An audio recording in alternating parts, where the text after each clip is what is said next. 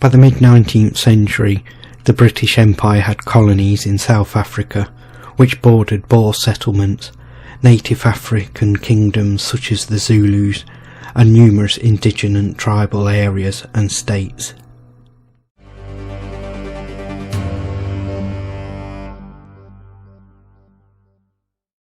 In 1867, the discovery of diamonds near the Vaal River, some 550 miles northeast of Cape Town, ended the isolation of the Boers in the inland and had a significant effect on events which would lead Britain into war with the Zulus.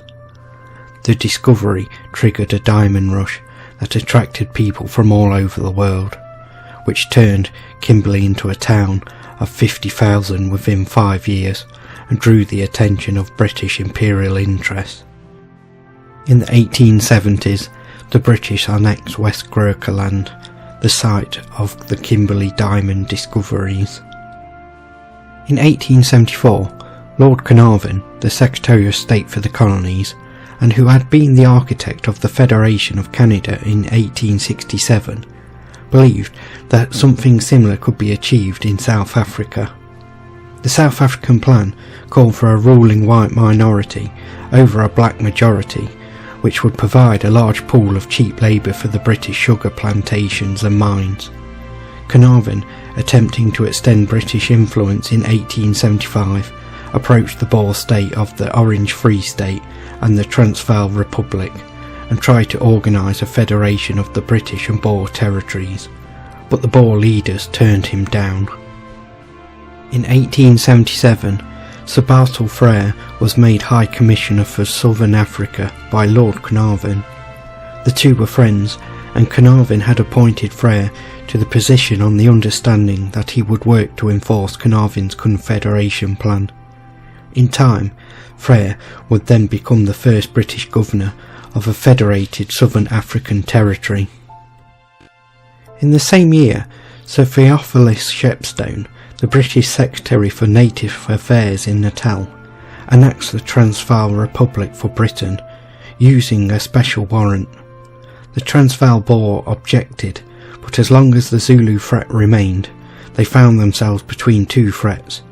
They feared that if they took up arms to resist the British annexion, King Cetshwayo and the Zulus would take the opportunity to attack. The tensions between Cetshwayo and the Transvaal, which was mainly over border disputes, continued. Sir Theophilus Shepstone, whom Cetshwayo regarded as his friend, had supported him in the border dispute. Shepstone claimed to have evidence supporting the Boer position, but ultimately he failed to provide any. In a meeting with Zulu dignitaries at Blood River in October 1877, Shepstone attempted to placate the Zulu with paternal speeches. However, they were unconvinced and accused Shepstone of betraying them. Shepstone's subsequent reports to Carnarvon then began to paint the Zulu as an aggressive threat, where he had previously presented Cetshwayo in a most favourable light. In February 1878, a commission was appointed by Henry Bulwer, the Lieutenant Governor of Natal since 1875, to report on the boundary question. The commission reported in July and found almost entirely in favour of the Zulu. However, Sir Henry Battle Frere, then High Commissioner and still pressing forward with Carnarvon's Federation plan, characterised the award as a one-sided affair, unfair to the Boers. He stipulated that the Boers living on the land being given to the Zulu should be compensated if they left or protected if they remained. In addition, Frere planned to use the meeting on the Boundary Commission report with the Zulu representatives to also present a surprise ultimatum, which he had devised that would allow British forces under Lord Chelmsford, which he had previously been instructed to use only in defence against a Zulu invasion of Natal, to instead invade Zululand.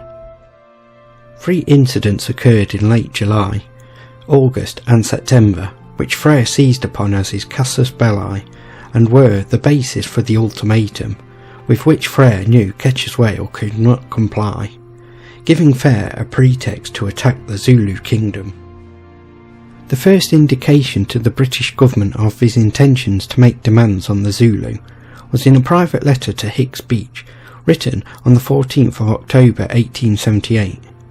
The letter only arrived in London on the 16th of November, and by then messengers had already been dispatched from Natal to the Zulu king to request the presence of a delegation at the Lower Trugula on the 11th of December for the purpose of receiving the Boundary Commission's findings.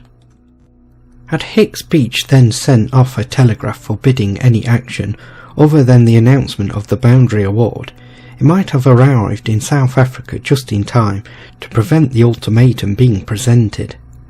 No prohibition was sent, and could hardly be expected to have been, for Hicks Beach had no means of knowing the urgency of the events that were in action. Nowhere in Frere's letter was there anything to indicate how soon he intended to act, nor was there anything to suggest how stringent his demands would be. In January 1879, Hicks Beach wrote to Bartle Frere, "I may observe that the communications which have previously been received from you had not entirely prepared them, Her Majesty's Government, for the course which you may have deemed it necessary to take. The representations made by Lord Chelmsford and yourself last autumn as to the urgent need of strengthening Her Majesty's forces in South Africa were based upon the imminent danger of an invasion of Natal by the Zulus, and the inadequate means at that time which at your disposal for meeting it. In order to afford protection to the lives and property of the colonists, the reinforcements asked for were supplied, and, in informing you of the decision of Her Majesty's Government, I took the opportunity of impressing upon you the importance of using every effort to avoid war. But the terms which you have dictated to the Zulu king, however necessary, to relieve the colony in future from an impending and increasing danger, are evidently such as he may not improbably refuse, even at the risk of war, and I regret that the necessity for immediate action should have appeared to you so imperative as to preclude you from incurring the delay which would have been involved in consulting Her Majesty's Government upon a subject of so much importance as the terms which Sihayo should be required to accept before those terms were actually presented to the Zulu king." To ensure that there was no interference from London, Frere delayed informing the Colonial Office about his ultimatum until it was too late for it to be stopped. The full text of his demands did not reach London until the 2nd of January 1879. By then, Chelmsford had assembled an army of 18,000 men, colonial volunteers and Natal African auxiliaries, along the Zululand border, ready for the invasion.